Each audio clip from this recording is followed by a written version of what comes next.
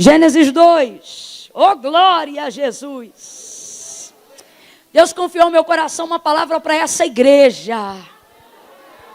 Alivia só o compressor para mim, só um cadinho.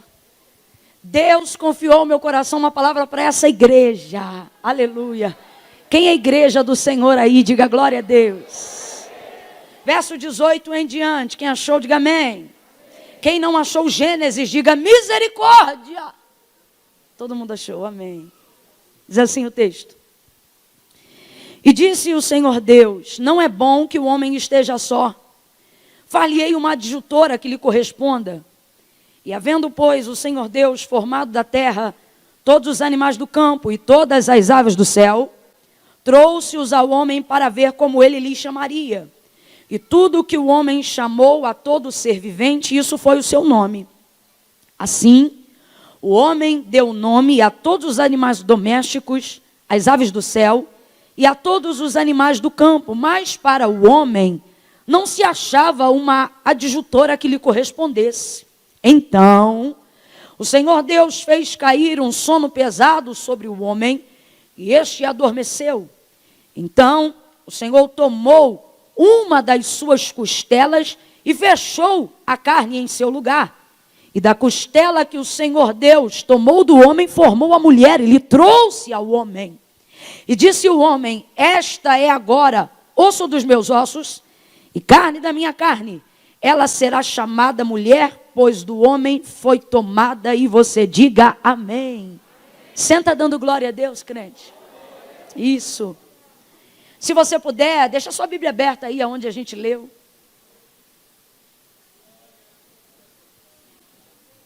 Aqui no Bom Retiro a gente pode beber água ou rouba a atenção quando a gente bebe água? A gente pode beber água aqui ou fica aquele silêncio de igreja não pentecostal? Eu vou ver se pode, que eu não quero, né, trazer problema. Mas não me assuste, irmão, que eu não dou conta de dar um gole só, não. Não me iluda.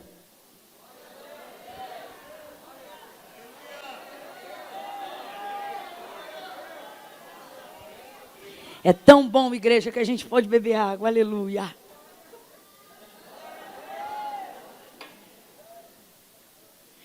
Apesar dessa leitura que a gente acabou de fazer, ela ter se tornado com o passar do tempo, e na verdade não deixa de ser uma realidade.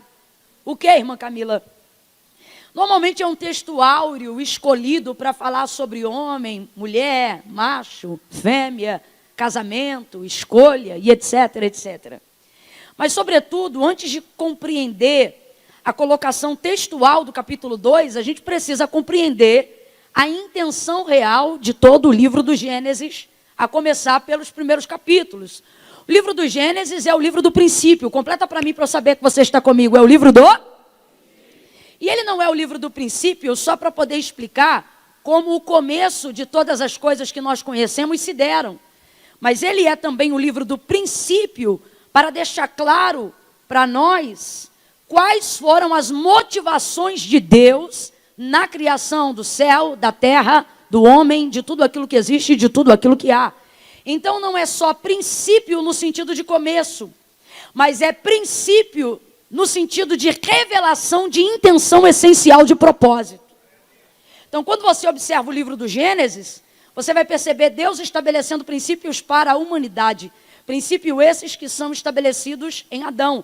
Tanto é que o termo do gênero macho, que é aplicado sobre a vida do homem Adão, ele só é atribuído a ele depois do nascimento de Eva, ou depois da aparição da mulher, melhor dizendo.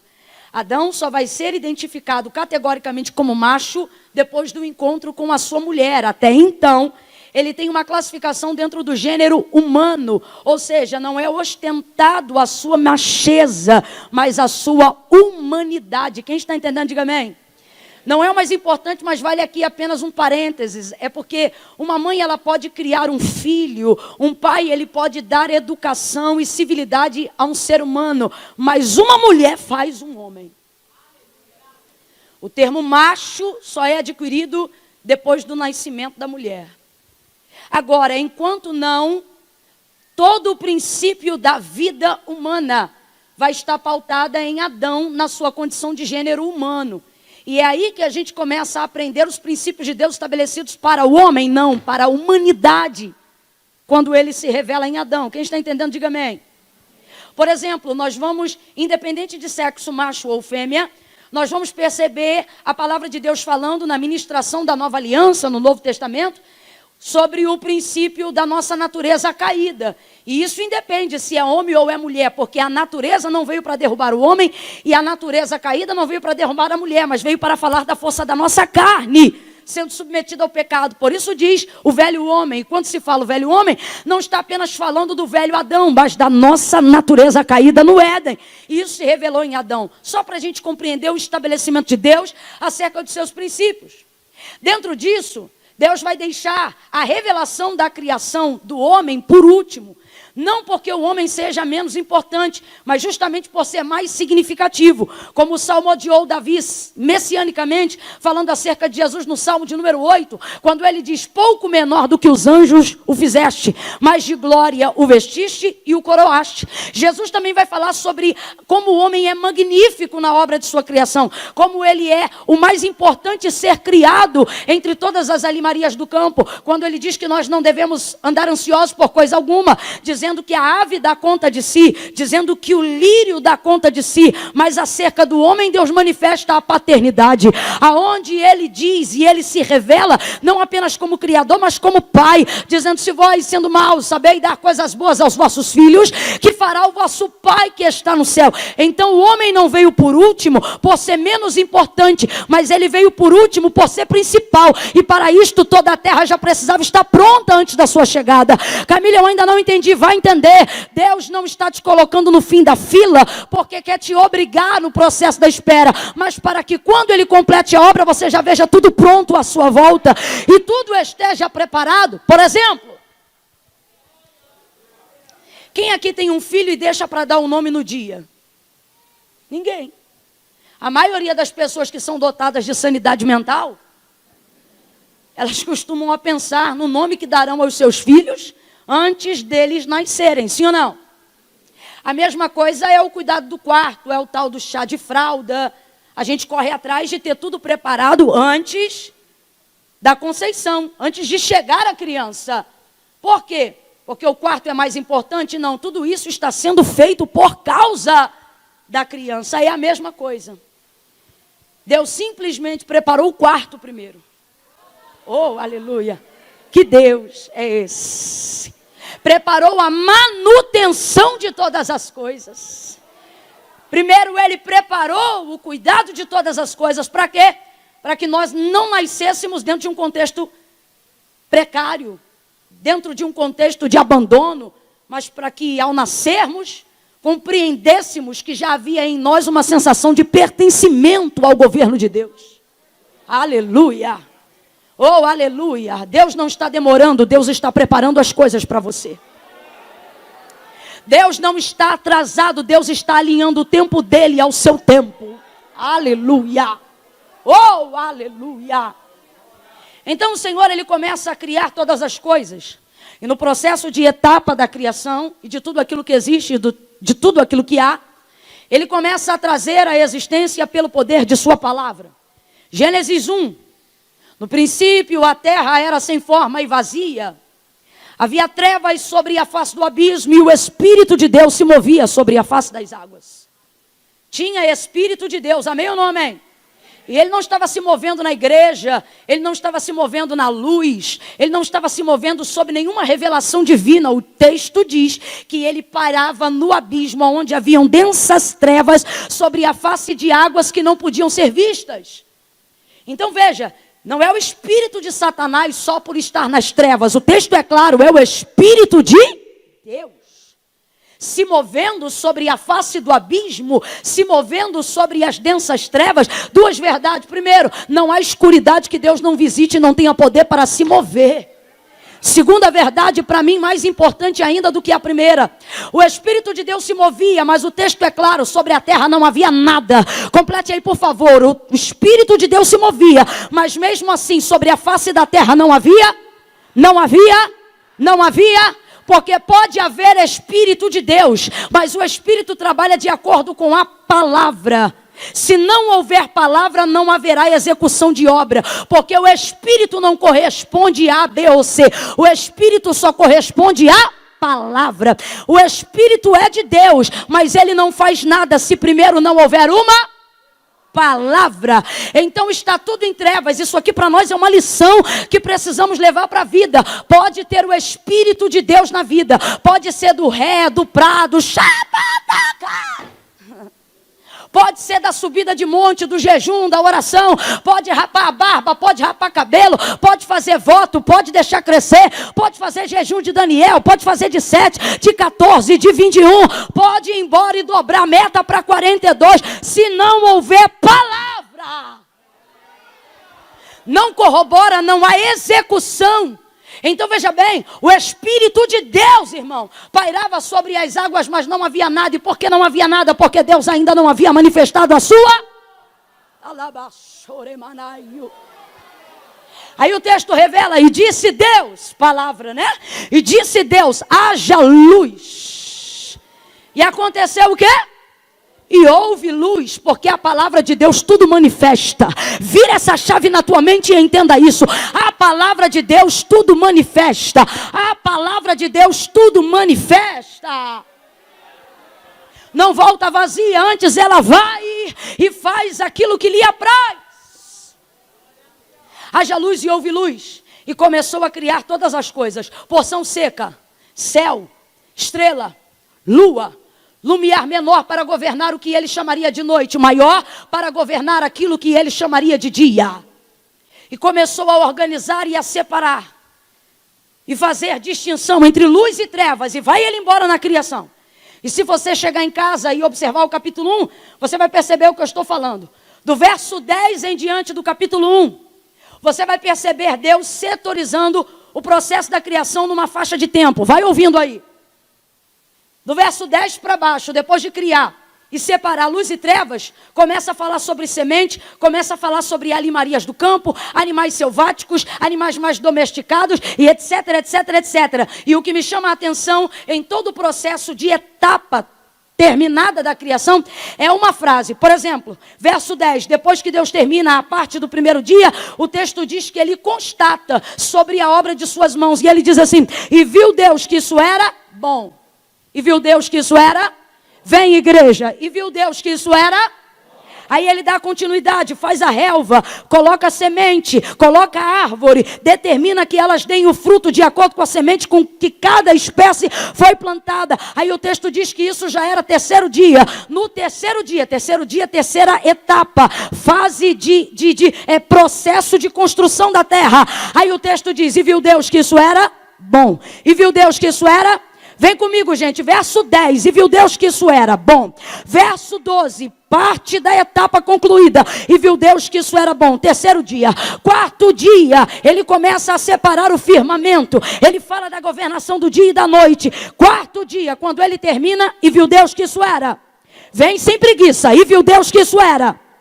Quinto dia, aves, águas, povoamento das águas, e viu Deus que isso era. E viu Deus que isso era animais selvagens, verso 25, de todas as espécies, domésticos e bestas feras, os que andam debaixo das águas e os que andam sobre a superfície. Sexto dia, e viu Deus que isso era. E viu Deus que isso era. Aí lá no verso 31 do capítulo 1, você vai ver fase de acabamento. Eu disse fase de acabamento. Quando chega na fase de acabamento, você vai perceber um hiperlativo que muda a frase. No verso 31 não é mais parte, agora é tudo. Presta atenção. Primeiro dia é parte, segundo dia é parte, terceiro dia é parte, quarto dia é parte, quinto dia é parte, sexto dia é parte. Sexto dia é acabamento, não é parte. É o dia que ele vai concluir tudo. É a hora do acabamento. Completa de novo, porque essa palavra é profética. É o dia do... Vem, gente, é o dia do acabamento. No dia do acabamento ele não fala de parte, aí o texto diz tudo. Porque agora não é processo, agora é acabamento. Aí olha como o texto começa, aí viu Deus que é tudo. Tudo. Quem começou essa obra na nossa vida vai terminar. Quem colocou a gente num processo de construção, ou seja, de reforma, ou seja, de aprimoramento, vai terminar. E se você já está alegre com o que Ele tem feito no durante, você vai se alegrar muito mais, porque melhor é o fim das coisas do que o início delas. O perfeito arquiteto do universo já mediu a estrutura da sua alma, e Ele não vai te permitir entrar num processo para viver num ciclo de frustração inacabado. Deus me trouxe nessa noite de domingo para te dizer que 2020 ainda não acabou, e o processo dele na sua vida também não. E isto significa que não haverá ciclos inconclusivos daquilo que Deus começou a fazer na sua vida. Deus trouxe gente hoje aqui para dizer: eu vou te dar graça para terminar aquilo que comecei. A obra de Deus na sua vida não fica inacabada. O projeto que Deus tem com você não é feito pela metade. A frustração está tentando te dizer que agora acabou. O estado do tédio está dizendo para você que não tem mais para onde romper. Mas Deus está dizendo: quem começou fui eu, quem vai terminar sou eu.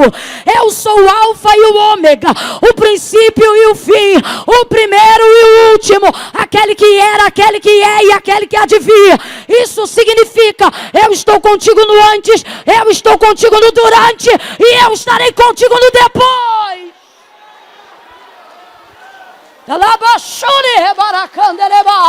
Se é para aplaudir, aplaude sem preguiça, aplaude com vontade. Aplaude para a glória de Deus.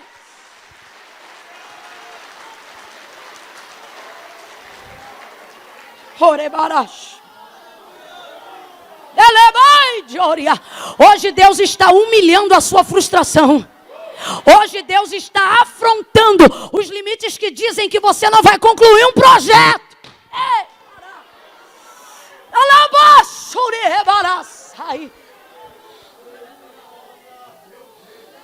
Mas o desespero do durante deixa a gente atônito. Gastrite nervosa parece que vai comer o estômago, porque o processo do inacabado é mais difícil que o início. O início tem motivação, no término tem júbilo. É no durante que rola o confronto. No início tem expectativa nova, no final tem culto em ações de graça. É no durante que você pergunta: será que eu fiz a coisa certa? No início você chama a galera e começa com tudo. Vambora que eu estou motivado. No final você chora dizendo: fiel é Deus. Mas é no durante que você diz: será que eu fiz a escolha certa? É no durante que você é tentado. É no durante que você vê como os seus limites te afrontam. Só que você tem que entender uma coisa. Não é porque Deus só conclui depois que Ele não faz o durante ser bom. Você leu comigo o verso 1, capítulo 1 do livro de Gênesis. Sabe o que a gente vê no princípio que Deus estabeleceu para a humanidade? Que tudo que Ele faz, ainda que não esteja completo, já é bom. Você leu comigo. Não diz que eu estou inventando porque você leu comigo. A terra já havia sido concluída? Não. No processo de construção, a terra já havia sido acabada? Não. O projeto de Deus com o universo já havia sido terminado? Não. Mas ao término do processo de cada etapa e de cada dia, Deus não dizia: está ruim. Deus não dizia: eu não gostei. Deus não dizia: podia ter ficado melhor. Deus terminava e dizia: bom. Está entendendo? Você está entendendo? Você diz: Camila, eu estou ficando arrebentada, eu estou tão cansada. E você não entende que isso faz parte de um treinamento para a obra de conclusão de Deus na tua vida. Aí você diz: eu acho que não está bom, mas Deus está lá de cima. Você diz: se eu estou pressionado, como é que está bom? E Deus está dizendo: está bom. Você diz: Senhor, mas a coisa está apertando. E você diz: não é possível. E Deus diz: tá bom. Você diz: Deus, hoje está tão difícil. E Ele está lá de cima olhando para mim: tá bom. Porque está tudo no controle dEle, mesmo que não esteja no seu. Ao término de cada parte concluída, na etapa da criação da terra, Deus vai dizer que é bom. Mas não é porque é bom no durante que eu não espero o verso 31 de Deus na minha vida. Qual é o verso 31 de Deus na minha vida? E aqui é acabamento. É quando ele não diz parte, mas é quando a gente começa a ouvir a palavra tudo. Significa que ele está concluindo. Então olha o que o texto vai dizer. E viu Deus que tudo quanto tinha feito. Aí o texto não diz, abre a Bíblia aí, gente. Gênesis 1, vai. Rapidão, Gênesis 1. Verso 31. Calma que eu já vou entrar no 18 do capítulo 2. Mas vai lá, para você entender. Gênesis 1. Quem está comigo no verso 31 de Gênesis 1, diga eu. Olha o que está escrito aí. E viu Deus que tudo quanto tinha feito era... Não. Vamos lá de novo. E viu Deus que tudo quanto tinha feito era... Mudou ou não mudou? Mudou ou não mudou? É diferente. Tem culto que você vai e a pessoa diz, e aí, como é que foi o culto? Você diz, foi bom. E tem culto, meu irmão, que só falta os anjos bater com as asas em cima da nossa cabeça. Aí quando você sai de um culto desse, você não diz, foi bom. Você diz, mano, tu perdeu, foi muito bom. Sim ou não? Tem diferença, tem ou não tem? Deus está dizendo, você vai perceber essa diferença quando eu concluir. Deus está dizendo, enquanto eu estou trabalhando, pode não estar bom para você. Mas quando eu terminar, você vai ter certeza que eu acabei. Como que eu vou ter certeza, Camila? Porque a sua sensação de júbilo e a sua motivação de celebração vai ser tão grande que você não vai ter dúvidas de que Deus acabou. Por quê? Porque enquanto Deus trabalha é bom, mas quando Ele termina fica... Vem de novo. Quando Deus trabalha é bom, mas quando Ele conclui... Volta agora comigo, verso 18 do capítulo 2. É princípio, vai lá. Olha como é que começa o texto na revelação do verso 18 do capítulo 2. E disse o Senhor Deus, não é bom. Para. Poxa Deus. Davi constituiu o Salmo de número 136, só para dizer que o Senhor é bom, só para dizer que a sua benignidade dura para sempre. A gente estabelece um caráter doutrinário acerca de quem Deus é, afirmando que tudo que Deus faz é bom. Um jovem rico procura Jesus para saber se lhe faltava ainda alguma coisa. E a fim de agradá-lo e de submeter-se a Cristo, ele já chega dizendo, bom mestre, que bem farei para herdar a vida eterna. Aí Jesus já olha para ele e diz, por que me chamas bom? Não que Jesus não seja, mas por estar revestido de corruptibilidade humana, não queria trazer para si tamanha glória. Então Jesus afirma dizendo, bom é Deus, que está no céu. Então há uma afirmação, Deus é? Se Deus é bom, tudo que Ele faz é? Só que o verso 18 não é Adão falando. Segundo o relato de Moisés, é Deus expressando pela primeira vez do início da criação algo que não é. Só que olha como diz o texto, e disse o Senhor Deus, não é bom que o homem esteja. Ah lá. Não é bom que o homem? Não é bom que o homem? Sabe o que é esteja? Advérbio de tempo. Não gostava de aula de português, mas vai pegar um negócio aqui agora rapidinho. Esteja vem do verbo ou da conjugação estar. E o que é estar? Advérbio de tempo. Por que dá o nome de advérbio de tempo? Porque significa que não é um verbo consistente, permanente. Ele é temporário. Tudo que está significa que não é. Se não é estado. E o que é estado é passageiro. Trocando para miúdos e todo mundo vai entender. Aonde Deus aponta e diz não está, significa que aquilo ainda não foi concluído. Porque não está é advérbio de tempo. Tempo, e se você for estudar a gramática, você vai ver que é advérbio de tempo, e em algumas colocações vai dizer assim, temporal. Advérbio temporal. E o que é temporal? Aquele tipo de coisa que vem, sacode tudo, mas depois... Então, quando Deus afirma acerca da criação do homem, depois de ser criado, e vê que o homem está sozinho, quando ele afirma, dizendo não é bom que o homem esteja, você precisa separar a maneira como Deus coloca para entender a maneira como Deus trabalha. Quando Deus diz não é bom que o homem esteja, Ele está determinando que não definiu que o homem vai ficar sozinho. Por quê? Porque se Ele tivesse definido, Ele teria então dito não é bom que o homem seja. Porque se está é advérbio de tempo, ser é característica permanente. Você esbarra com alguém na rua, você não diz, e aí, como é que você é? Tá louco? Você esbarra com alguém na rua, um amigo ou um conhecido, você diz, e aí, como é que você é? Porque pode ser que hoje você esteja ruim, mas amanhã você esteja bem. E aí, você não diz como é que é o tempo, tá louco? Você diz, e aí, como é que está o tempo? Por quê? Porque de manhã pode amanhecer chovendo, de tarde pode ficar nublado, e antes das 6 o sol aparece. Loucura, mas pode acontecer. Você nunca pode chegar, por exemplo, num dos estados do país aqui, Belém do Pará. Você amanhece com o sol de rachar o quengo, mano do céu, é batata, 2:30 da tarde cai uma chuva que você pensa que o mundo vai acabar. Todo dia. Aí quando dá 3:30, 4 horas da tarde, o sol vem rasgando, seca a terra, o vapor sobe, à noite um calorão.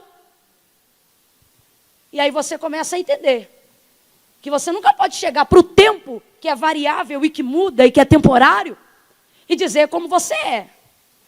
E dizer como o tempo é. Você vai dizer como o tempo. Quando Deus olha para o homem e afirma, não é bom. Não é bom que o homem esteja. O que Deus está dizendo? Se tudo que Deus faz é bom, e quando ele termina fica. Se ele agora está dizendo que não é bom, o que ele está dizendo para o homem?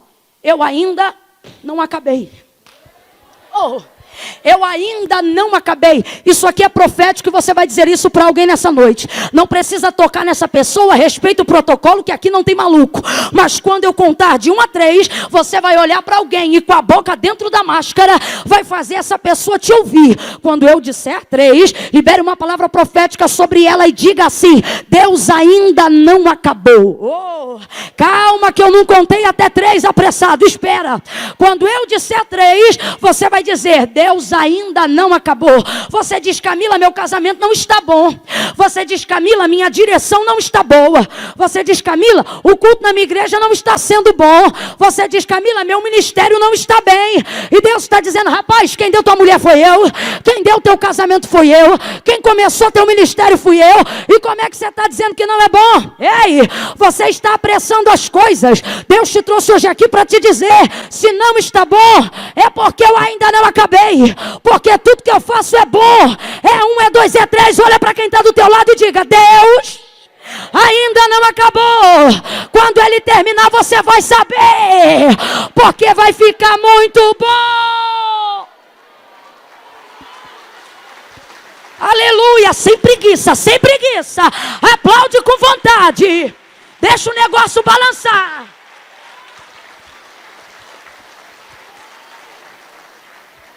Fala para os 3 aí, Deus ainda não acabou. Deus ainda não acabou. Com todo o respeito e carinho que eu tenho por você nessa noite, cale a sua boca, não se precipite em determinar que as coisas não vão bem quando Deus ainda está trabalhando. Não se ocupe em querer sentenciar obras das quais você não começou. Não queira determinar a pontuação de quem entra e quem sai da sua vida, quando foi Deus que colocou alguém na sua vida. Não diga que horas você entra ou sai do departamento, quando foi Deus que te deu a liderança. Não diga quando você se aposenta ou não no ministério, quando foi Deus que te chamou. Pare de determinar opiniões irrelevantes só porque você não está bem. Quanto menos bem você estiver, menos você devia falar. Quer um conselho precioso? Se você não grava nada do que eu disse até agora, tá mal, fica quieto.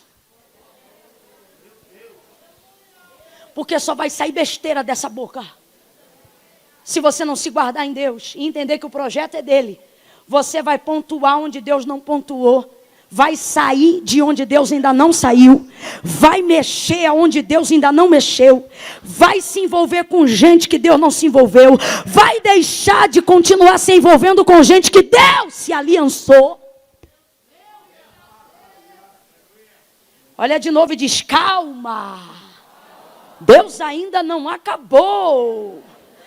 Ei, quando eu falo isso eu me lembro na escola. Quando uma situação ficava mal resolvida e a gente pegava a mão e não podia falar, porque senão a professora escutava e mandava calar a boca, e aí a gente fazia um gesto com a mão, que era um jeito de mostrar, seja para quem nos ofendeu ou para quem falou que não devia, que a gente não deixou aquele assunto morrer na hora, não. Aí a gente pegava essa mão aqui e fazia assim. Dava aquela olhada por cima da sobrancelha.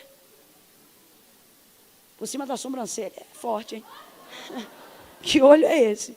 Mas enfim, dava aquela olhada enviesada e fazia assim, ó. Era um jeito da gente dizer, isso aqui não terminou aqui não, hein? O recreio vai chegar. O termo ficou tão coloquial que virou tema de muitos filmes. Te espero na saída. Te pego lá fora. É um jeito de dizer, não acabou não. Tem gente que está olhando para a tua casa hoje, está olhando para a tua família, vê que a panela virou em casa, quando vê você se arrumar do lado de fora, o vizinho já diz, rapaz, o pau está quebrando, está indo na igreja fazer o quê? Não responda nada, vá andando e faça assim, ó. Amassa. Tem gente que está olhando para o teu ministério, te viu na quarentena e achou que Deus te aposentou igual um vaso velho. Namaracavaço, rebaio. Está vendo você ter tempo em casa. E aí a pessoa diz, e aí pregadorzinho, o que aconteceu? Pandemia te parou? Não precisa falar nada não, é só fazer assim, ó. O que isso significa, Neide? Ainda não acabou.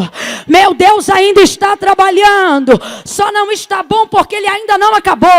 Porque quando ele acabar, você vai ver. Porque quando ele termina, não fica só bom, fica muito. Oh, faz o sinal do hiperlativo aí para alguém e diga, é muito bom. É muito bom. É muito bom o que Deus vai fazer. O que disseram acerca do milagre nas bodas de Caná? Acabou o vinho. Jesus multiplicou. Transformou a água em vinho, melhor dizendo. Trouxe o vinho bom no final. Todo mundo bebeu.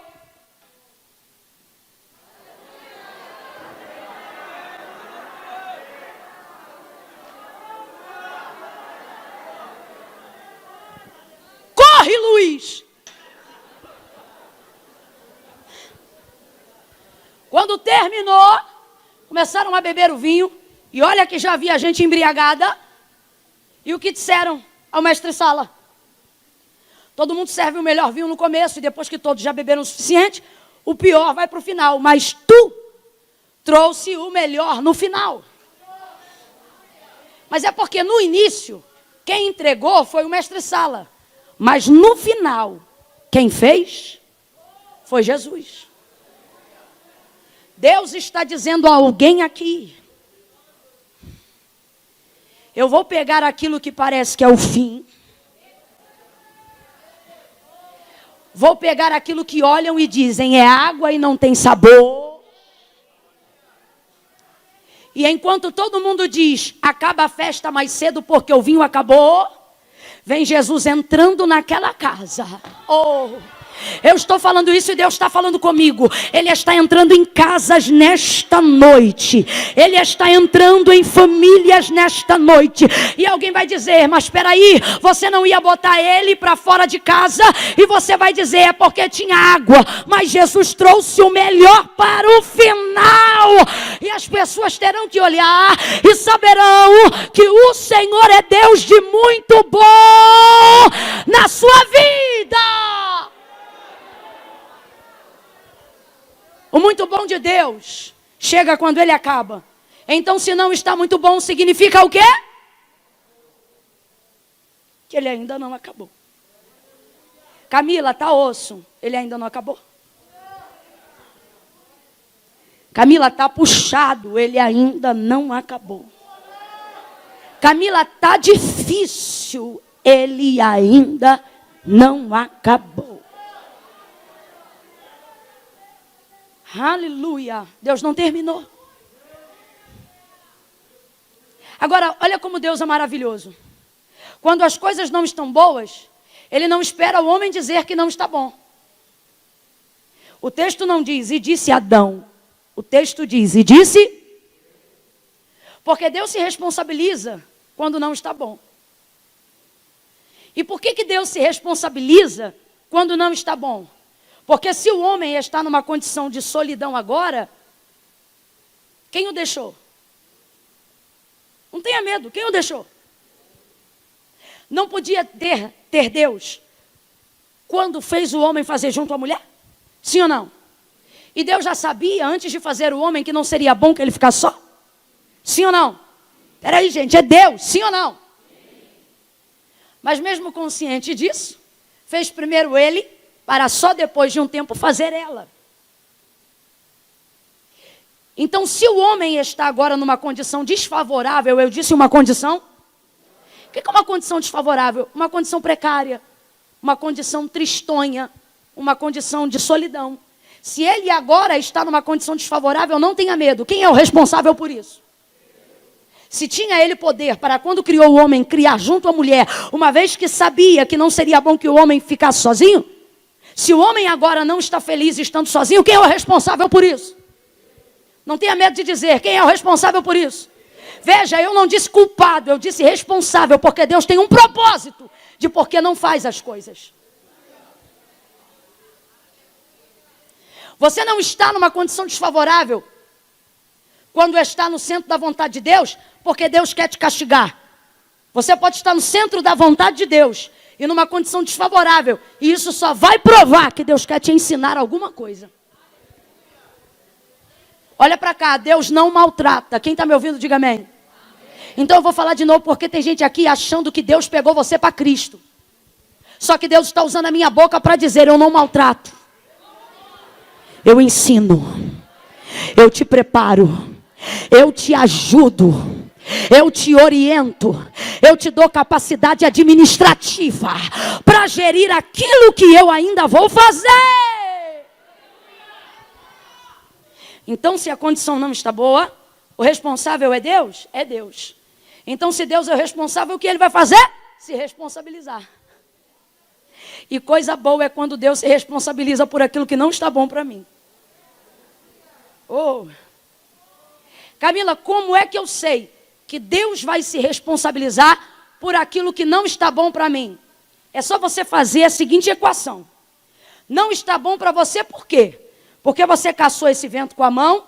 Ou não está bom para você porque você só está numa condição desfavorável para obedecer o comando do divino? Porque no caso aqui de Adão, a condição está desfavorável porque Deus não lhe deu uma mulher.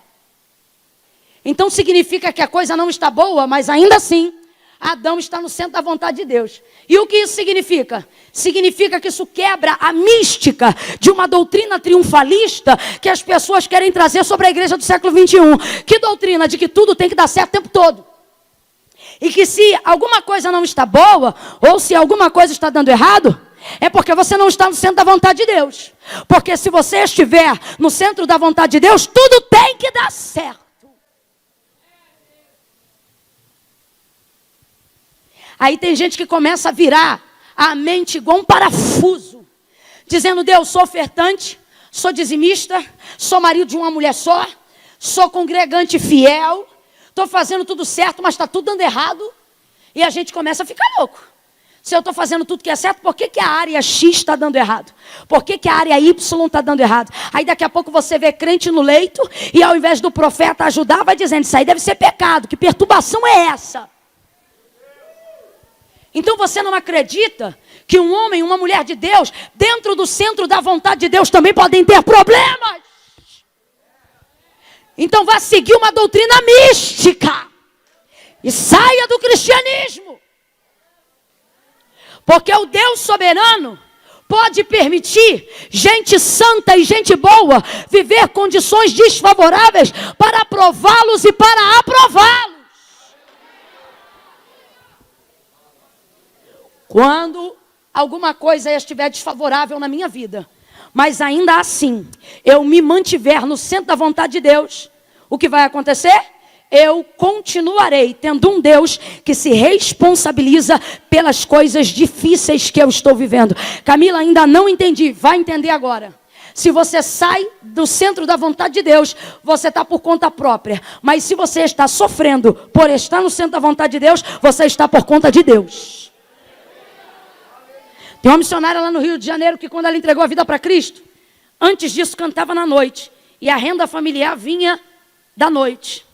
Mas o coração dela ardia para entregar a vida para Cristo. Foi num dia, num culto de libertação à tarde, não aguentou, foi no altar, se comprometeu, fez aliança com Cristo. Porém, o marido em casa, que já era o empresário dela, disse para ela: se você entregar essa vida para Cristo, você vai estar por conta.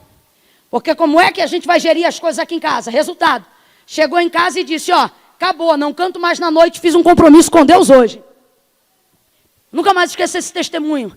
Ela disse que no mesmo dia ele olhou para ela e falou assim: você gosta de salão, né? Gosta de estar arrumada. Você gosta de sapato novo, né? Gosta de estar bonita. Você gosta de roupa bacana, né? Gosta de estar arrumada. Aí ele virou para ela e disse assim: a partir de hoje, eu não boto mais gasolina no teu carro. Com estas palavras: a partir de hoje eu não boto mais gasolina no teu carro. Não pago mais o teu salão de beleza. Não calço mais o teu sapato. Não visto as tuas roupas. Culto de quarta-feira à tarde, chega ela no culto de libertação. Culto do ciclo de oração. Naquela época que não tinha nem Instagram, nem Facebook, nem Orkut. Que profeta tinha que ser profeta. Chega ela na igreja. Deus levanta um profeta, vai em direção a ela, aponta diante dela, a congregação se cala. E ele diz assim para ela: para que tu saibas que eu sou Deus e não sou homem. A partir de hoje, eu faço o teu cabelo, eu calço teus sapatos, e eu coloco combustível dentro do meu carro, e tu farás a minha obra, e serás uma bênção. O que isto significa? Deus está dizendo: se o preço que você está pagando é por estar no centro da minha vontade, bota na minha conta que eu não vou te dever nada. Bota na minha conta que você não vai ficar na pista. Olha para alguém aí agora, e diga: está na vontade de Deus? Então bota na conta de Deus, porque Ele não vai te deixar envergonhado. Mesmo que a condição esteja desfavorável. E tem gente aqui dizendo: Camila, dá só mais um pouquinho de retorno, amigo.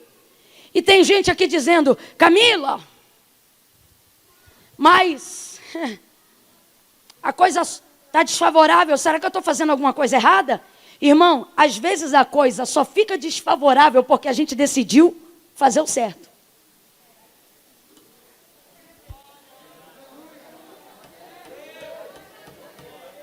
Deus está respondendo alguém hoje aqui.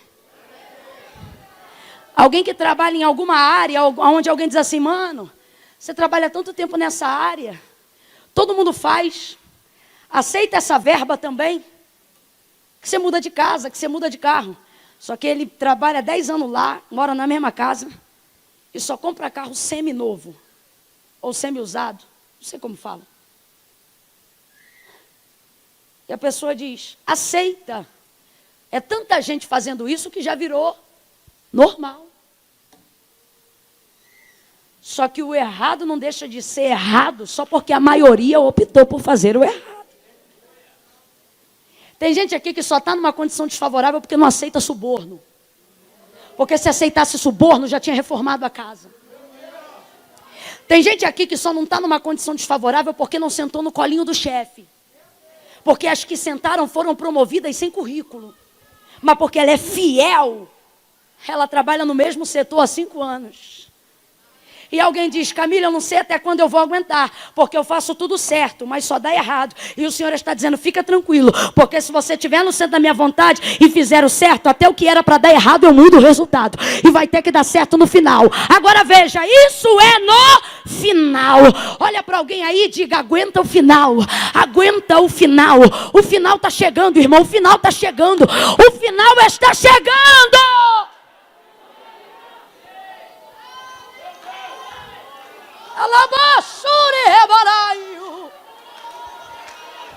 Aguenta mais um pouco.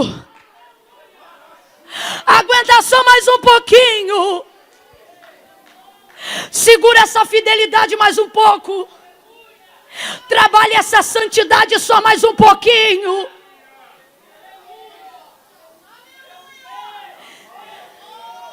Você tem que entender que há uma diferença entre ser honrado e ser exaltado.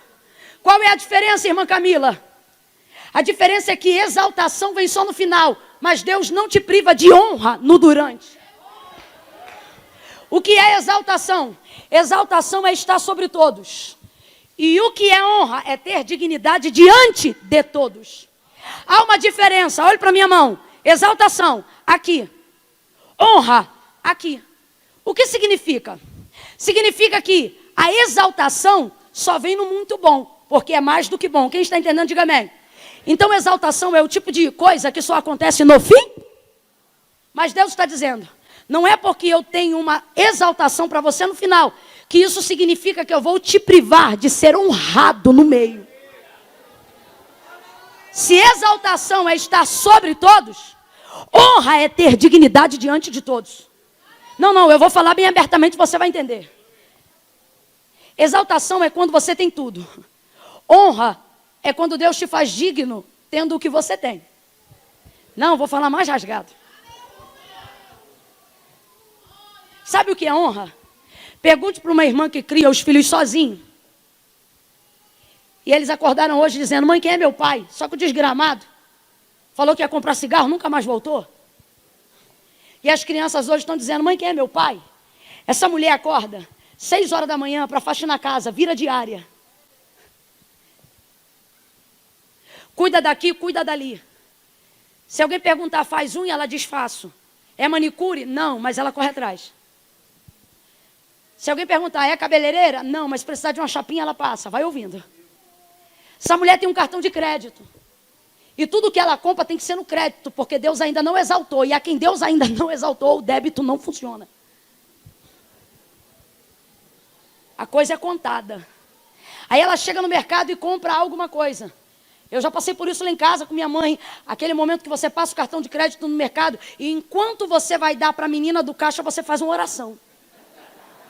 Nunca passou por isso, não? Enquanto você dá, é rápido, né, mãe? É rápido, você diz, Jesus, vai abrindo, vai dando limite. Assim, não deixa eu passar vergonha, não.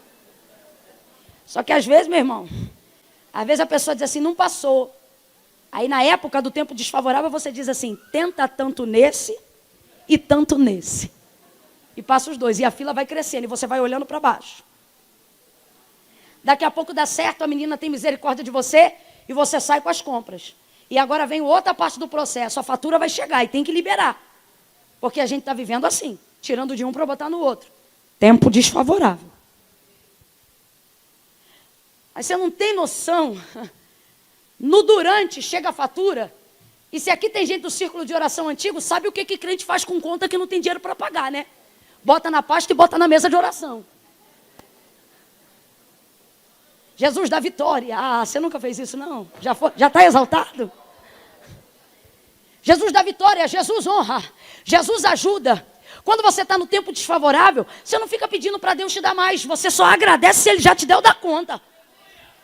Aí daqui a pouco aparece um negócio aqui, aparece outro ali, vai pagando, aí paga daqui, junta dali, no final a conta fecha e você consegue pagar o cartão. E mês que vem, não sei, talvez seja tudo de novo, mas enquanto isso está sendo, o teu nome ainda não foi para o SPC e Serasa. E alguém diz, mano, como é que pode? Ela anda arrumada, os meninos têm comida, as coisas dão certo, os meninos não têm pai, mas ela continua indo para a igreja, eu não vejo descabelada, as crianças não têm piolho, não falta comida no prato, o que é que está acontecendo? Aí ela passa na rua cheirosa, porque não usa importado, mas Avon não falta. Aí ela olha, porque é honra, né? Aí ela olha e alguém pergunta, fulano, e aí? Tá tão bonita, tá cheirosa, arrumada, as crianças tão bonitas, Deus te exaltou? Aí ela diz, não, mas ela estufa o peito, murcha a barriga e diz, vou dando glória, porque Ele tem me honrado, tem me dado dignidade diante dele. Não tem sido fácil, mas Deus tem me honrado.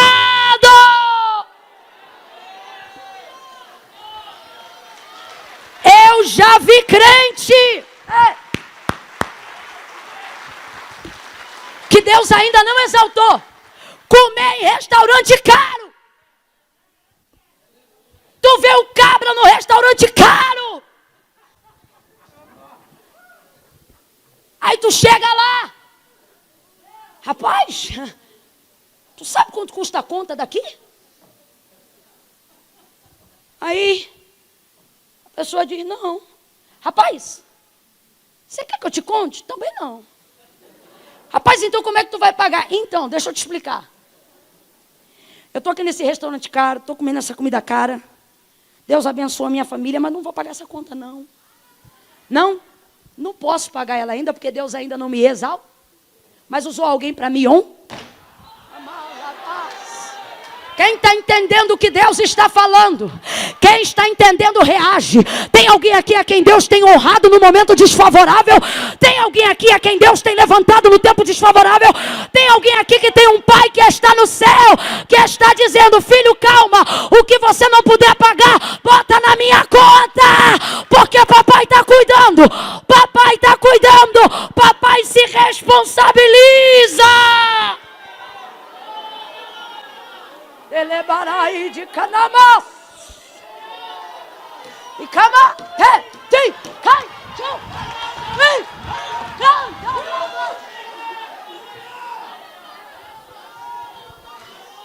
como é que pode? Está desempregado, mas não anda rasgado. Como é que pode? Não tem salário, mas tem TV a cabo em casa. Como é que pode? É doméstica, mas os filhos trabalham em escola mas os filhos estudam em escola de rico. Como é que pode? Não tem dinheiro, mas mora onde a madame mora. Como é que pode? Não tem a conclusão do ensino fundamental, mas Deus bota carro, bota gente, bota acesso na mão dele. E alguém diz: como pode? E a gente responde: sabe o que é? Fui velho. Sou moço. Ou melhor, sou moço. Não, fui velho. Moço. Ai, gente, me ajuda. Fui moço. Sou velho. E nunca. Cadê os meninos daqui? Chama eles, pastor Eduardo. Dá uma olhadinha para quem está ao teu lado e diz assim: nunca. Nunca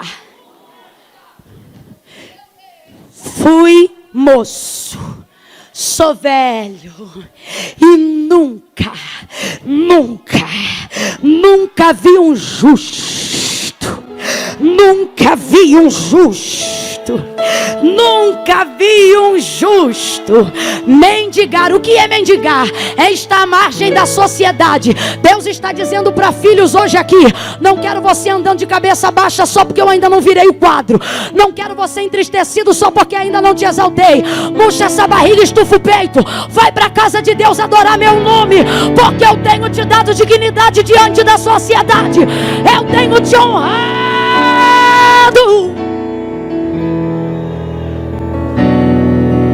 Senta que ele está tocando, mas eu ainda não acabei. Camila, como é que eu sei que você acabou? Porque já está bom, mas quando eu acabar...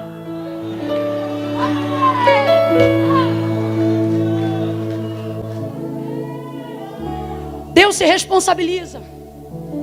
Se o que você estiver vivendo no tempo do desfavor é por estar andando na direção que Deus deu, fazendo o que Deus quer, Deus vai se responsabilizar.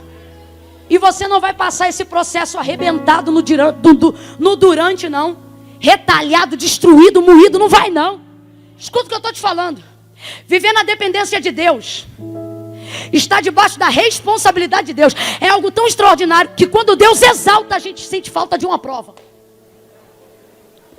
Não, é sério. Eu me lembro que a minha irmã tinha 3 anos de idade e o Nescau tinha acabado. E minha mãe sempre fazia para ela o leite com Nescau, e ela chamava Lescau.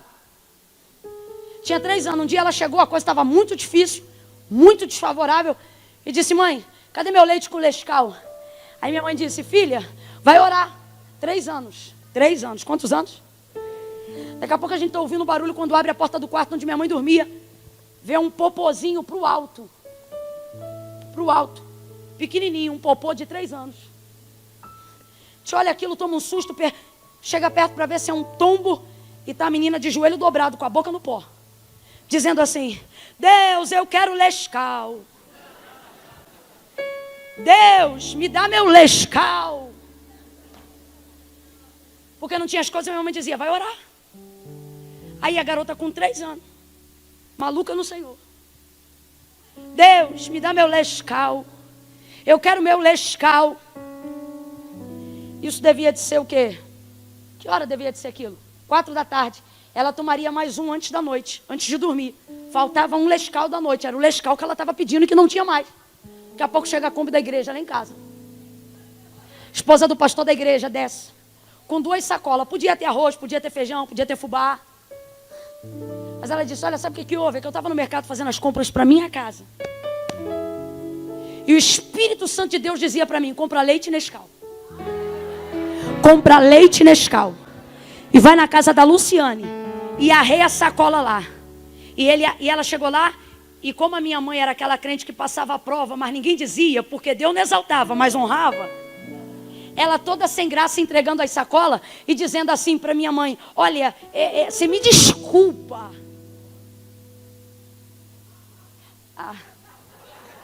Aquela coisa assim, eu sei que você não precisa. E o coração dizendo, dá logo, é urgente. Mas é porque quando Deus honra, Ele não te expõe. Aí desceu as sacolas. Minha mãe esquentou o leite. Isso era 4 horas da tarde. 6 horas. Chega o Lescal. Que hora ela tomava o Lescal?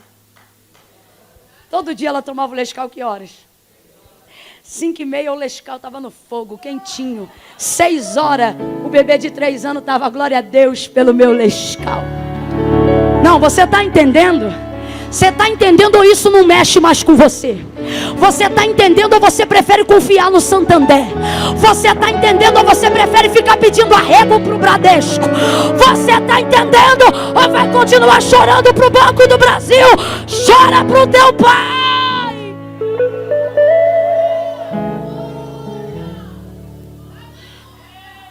Aí olha o que Deus vai fazer. Não é bom, mas Ele se responsabiliza. Aí olha o que o Senhor vai fazer.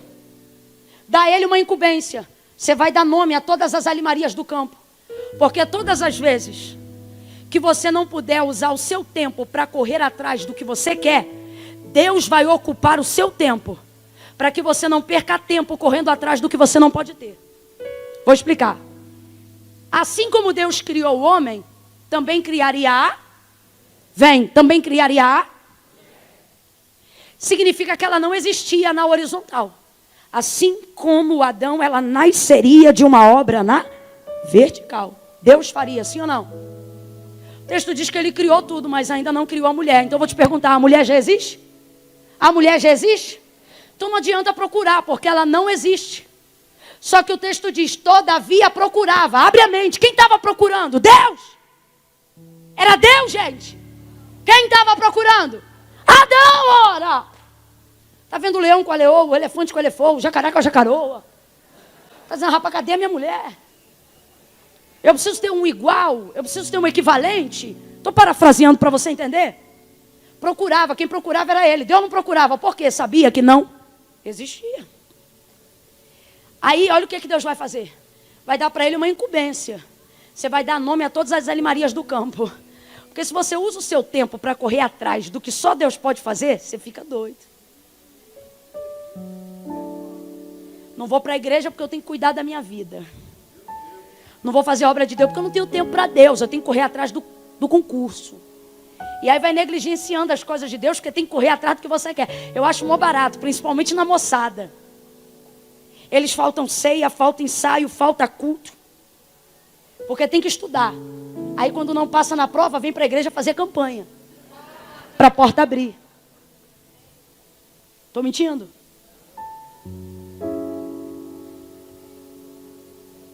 Tem coisa que a gente está querendo pegar com a mão, mas a nossa mão não alcança.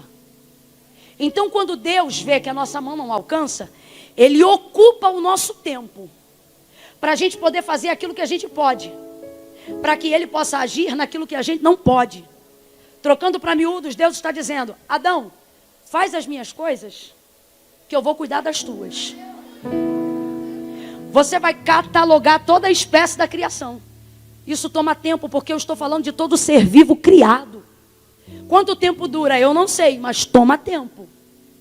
E por que Deus vai fazer isso? Porque se Ele continuar procurando uma mulher, Ele só vai gastar tempo correndo atrás daquilo que Ele não pode achar. Deus está dizendo a algumas pessoas aqui, eu não te propus algo da parte do céu para a sua vida, porque eu quero te hostilizar. Não. Eu estou fazendo isso para que você ocupe o seu tempo fazendo as minhas coisas, para não ficar louco querendo correr atrás do que só eu posso fazer. Enquanto ele coloca nome nos bichos, Deus vai preparando ele. Guarda isso que eu estou fechando. Vai dando nome, vai dando nome, vai dando nome. O que é isso? Ele vai trabalhando para o que Deus quer. Deus deu a ele uma honra, isso é governo. Deus criou os animais, mas está dando a ele a honra de dar o nome. Aí Deus vai fazer um negócio que me mostra o que ele está fazendo e por que ele está numa condição desfavorável. Porque Deus quer dar para ele noções de responsabilidade. Completa para mim, gente. Deus quer dar ao homem noções de... Está fraco. Deus quer dar ao homem noções de... Deus quer dar ao homem noções de... Quando Deus faz isso? Quando Deus pega os animais que ele criou, coloca sobre a tutela do homem e diz assim para ele: o nome que você der é o nome que vai se chamar. Agora responda com inteligência. Deus teria nomes mais bonitos para dar aos animais do que os nomes que Adão escolheu para os animais? Sim ou não? Pelo amor de Deus, tem gente que está na dúvida. Deus teria nomes mais bonitos, mais coerentes para dar aos animais que ele criou. Teria nomes melhores do que os que Adão deu, sim ou não? Mas ele não vai dar. Ele diz: o nome que você der é o nome que vai se chamar. Se ficar bonito, vai ser bonito. E se der nome feio, vai ficar feio. E ele vai dando os nomes. Noção de responsabilidade. Deus não coloca na minha mão o máximo se eu não for fiel no mínimo. Deus não vai me dar condições de administrar coisas grandes se eu não for diligente com coisas. Ele não diz ser fiel no muito, ele diz ser fiel no e no muito te colocarei. Eu estou falando de bicho, hein? Olha o cuidado de Deus com os bichos. Deus está dizendo para Adão: se responsabiliza, faz direito, porque se ficar feio, vai ficar feio. Porque eu não vou entrar para consertar. E por que não vou entrar para consertar? Porque eu estou botando debaixo do teu governo, da tua tutela. Camilo, isso tem a ver com o quê? Com promessa. Promessa boa é promessa que Deus prometeu e está guardada. Porque quando se cumpre, é quando tem chance de desandar. Porque sai da mão de Deus e vem para a minha. De Deus é a promessa falada. Sobre minha responsabilidade é a promessa cumprida. Ah, Senhor, meu filho é teu. Meu não, o filho é teu. É teu.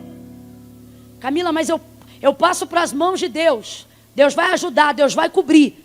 Mas quem vai educar é você. Quem vai trabalhar para alimentar é você. Noções de responsabilidade. Aí ele começa a dar o nome. Começa a dar o nome. Começa a dar o nome. Para ele não acha. E ele vai dando nome, vai dando nome, vai dando nome. Aí o texto 20, o verso 21 vai se encerrando dizendo assim: então, diga comigo, então. Do nada, literalmente. Está ele trabalhando, dando nome, daqui a pouco aparece o então na história. Então. Rapaz, esse então é muito louco, porque ele entra no meio do processo. Tu está na atividade, tu está enrolado, tu está pegado, tu está trabalhando, tu está no metrô, no mototáxi, está subindo, está descendo, está indo para a igreja, cuidando de filho, cuidando de marido, correndo atrás, tentando viver um nível de honra, ter dignidade diante das coisas, a condição está desfavorável, de repente, então. Não, olha para alguém e diga: Deus tem um então na tua história. O então de Deus, ele entra para significar isso aqui, ó. Apesar de, a despeito de, independente de. Sabe o que é isso? O então, ele entra no meio do nada mesmo. É para poder justificar o que vai acontecer depois, uma vez que não dá para explicar tudo que aconteceu antes. Não. Vou trocar para miúdos. Tem gente aqui que vai olhar você com o mesmo marido e vai dizer assim: mas menina, tu não ia se divorciar? Aí o testemunho te obriga a começar assim: então. Tem Tem gente aqui que ouviu você dizer assim: eu vou largar o ministério. E daqui a pouco vai ver você ou cantando, ou pregando, ou pastoreando, ou dirigindo. E vai dizer: mas rapaz, não estava tudo virado do avesso. Tu não ia entregar as coisas, o cargo, a cadeira, a unção, a vocação. Aí a gente já pergunta: você tem tempo? Por quê? Então. O que o então significa? Significa que virou do nada. Significa que Deus interrompeu a história para começar uma nova história. Porque o autor da história deixa falar o que quiser e começa a falar o que quiser, na hora que quiser, quando quiser, porque Ele é o dono da história. Então o Senhor Deus fez. Não é cochilo depois do almoço. Adão não estava com sono. Quem está me ouvindo, diga amém. Então o Senhor Deus fez ele cair em estado de sono profundo. Vou perguntar de novo, ele queria dormir? Foi o Senhor aqui? Foi o Senhor aqui? Por que está escrito assim no texto? Então o Senhor fez. Porque tem coisas na nossa vida que só Deus fez cair em estado de sono profundo. Ouve isso. E tirou uma de suas costelas. O que é entrar em estado de sono profundo? Se anestesia geral. Anestesia geral. Para Deus virar a minha vida, primeiro tem que rolar uma anestesia geral. Não, você vai entender. Imagina Adão acordado, pastor Eduardo. Tá bom, quer ficar acordado, quer participar? Então beleza. Abre aí o lado, quebra o osso e me dá aqui na mão do papai. Se Adão tiver acordado, não tem trabalho. Se Adão tiver acordado, Deus não pode entrar no profundo. Se Adão tiver acordado, como Deus vai tocar na estrutura? Adão fala do nosso velho homem, sim ou não? Deus trouxe gente hoje aqui para dizer: eu vou neutralizar as suas ações humanas. Vou calar a tua voz. Tu é conhecido como quem tem pavio curto, né? Pois teu pavio vai ficar tão longo que não vão te reconhecer. Eu vou mortificar a tua carne. Para quê? Para que eu possa tocar na sua estrutura. Porque enquanto Adão estiver vivo, o teu homem interior quiser espernear, vou falar rasgado. Enquanto você quiser printar o WhatsApp, bater boca no Facebook, achar que é dono da razão no Instagram, você não vai ver a realização do seu sonho. Mas quando você deixar Deus neutralizar as suas ações carnais, você vai ver Deus tocando no profundo, no oculto e no escondido e trazendo para fora.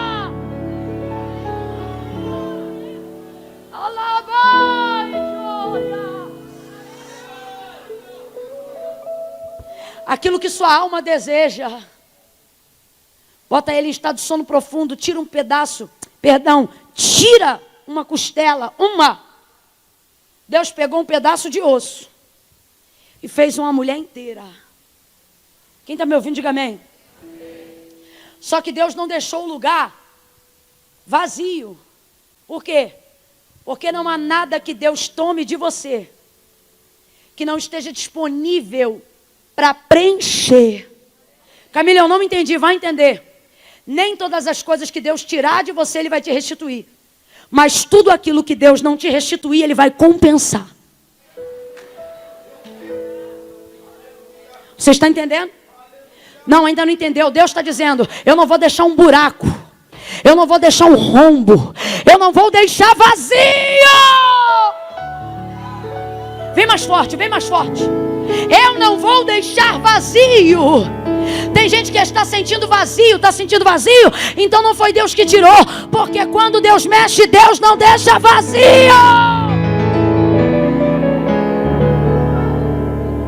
Preencheu o lugar com carne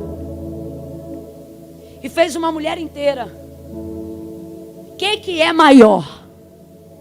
Vem comigo. O que é maior? Um osso de costela ou um ser humano dotado de espírito, alma e corpo? O que é mais nobre? Um pedaço de osso que vira pó? Ou um ser humano dotado de emoções, desejos e pensamentos? O que é melhor? Um pedaço de osso aonde eu não posso ver? ou alguém para desfrutar de comunhão. Deus está dizendo: se você deixar eu tocar fundo por dentro. Mas eu preciso ser fiel ao texto. A gente não deixa. Olha para quem está do teu lado e diga assim: Deus vai te anestesiar e vai tomar. Olha, porque tem gente que ficou com medinho agora e é para ficar mesmo. Olha para quem está do teu lado e diz: Deus vai tomar. E por que Deus vai tomar? Porque tem coisas que são tão pessoais, são tão internas, são tão nossas, que se Deus chegar e pedir, a gente não dá. Ele tem que tomar. Por isso colocou em estado de sono profundo e tomou. Ele pediu, ele tomou. Mas não há nada que Deus tire de mim que não esteja disposto a me dar coisa maior para me oferecer. Trouxe a mulher, desperta o homem. Quando ele levanta, eita glória! Imagina um homem só vendo jacaré, macaco e tigre.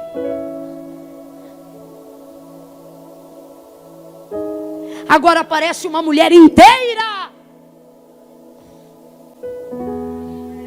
Uma correspondente. Uma igual.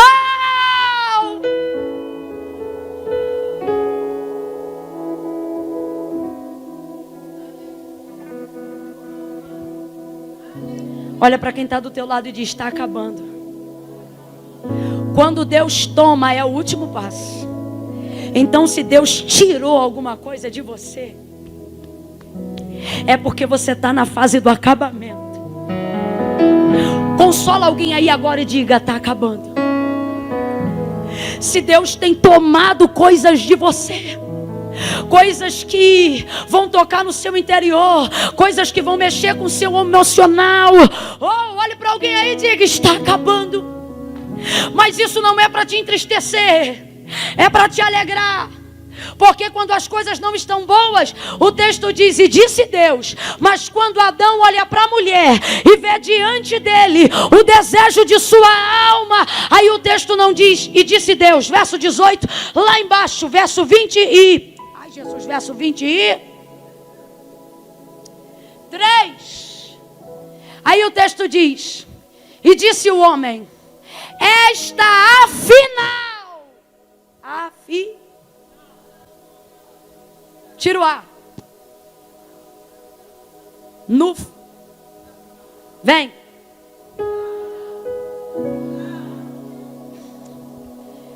Se Deus falar no começo, é você que vai ter o que dizer no final. Se você deixar Deus começar a ditar a história no começo, se você começar a deixar Deus mexer no começo, não importa onde você vai começar. Se no dia da dor você colocar Deus no começo, se no dia da dificuldade você chamar Deus no começo, cadê o baterista? Se no dia da calamidade você gritar a Deus no começo, Ele vai deixar você abrir a boca no final. E não é para dizer que doeu, não é para dizer que sofreu, é para dizer: valeu a pena. Valeu a pena, valeu, oh valeu, valeu, valeu, valeu, valeu, valeu, valeu, valeu, valeu a pena, valeu a pena. Fica de pé quem acredita. Remana na candere barra, choremanai, remana come nere maijo, elemanai jo remana.